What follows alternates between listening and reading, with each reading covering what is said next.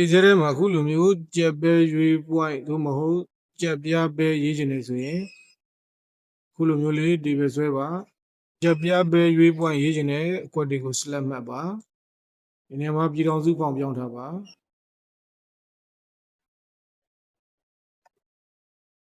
ပြည်တော်စုဖောင်ပြောင်းသွားပြီဆိုရင်တစ်ကိုရေးပါမယ်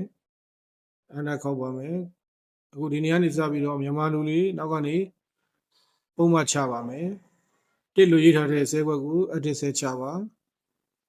နံပါတ်ကလေးရဲ့ down arrow ကိုနှိပ်ပြီးတော့ dialog box ခေါ်လိုက်ပါမယ်အခုဒီမှာမြင်နေရတဲ့ format ကမြန်မာလူကြက်ပဲရွေးတွေရေးလို့ရအောင်ဒီဇဲကနေချပေးထားတဲ့ format ဖြစ်ပါတယ်ဒီနေရာမှာထွေထူးဘာမှလုပ်စရာမလိုပါဘူးပုံမှန်လေးထည့်လိုက်ပါမယ်ပြီးရင် okay နှိပ်ပါမယ်အောက်ကိုဆွဲချလိုက်ပါမယ်ညာဘက်အောက်ခြေက button လေးနှိပ်လိုက်ပါ face series ကိုနှိပ်ပါတစ်ချက်သားနှစ်ချက်သားလို့ရေးချင်တဲ့ဇဲဘွက်တွေကို select မှတ်လိုက်ပါနံပါတ်ကလေးရဲ့ down arrow ကိုနှိပ်ပါ custom ကိုနှိပ်ပါအောက်ကိုနည်းနည်းလေးဆွဲချပါ MYMM ထောင်ကို check လေးပါကာစာချပါ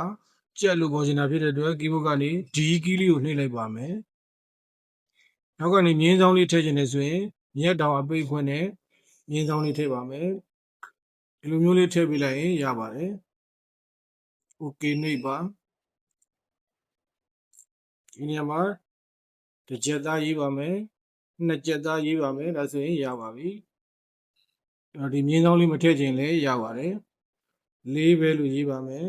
ပြီးရင်တက်ခုံပါဒီနေရာမှာရွေးနဲ့ point ကိုရေးချင်တယ်ဆိုရင်6ရွေးနဲ့2 point ဆိုရင်ဓာတ်သမလေးခံပြီးတော့2ကိုရေးပါပဲကိုနောက်ပြလေးထည့်မယ်ဆိုရင် regular နှိပ်ပါ format cell ကိုနှိပ်ပါ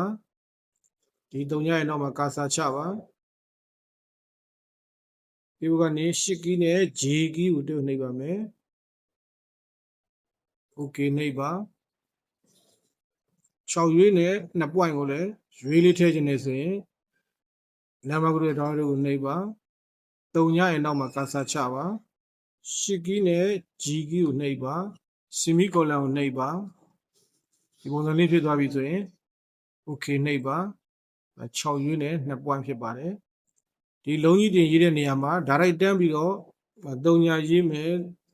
ဒီရေးမယ်ဒီလိုမျိုးဆိုလို့ရှိရင်ကဏ္ဍတွေအပေါင်းနှုတ်မြောက်စားလုပ်လို့မရပါဘူးရွှေပေါက်ဈေးကို85သိန်းလို့ရေးပါမယ်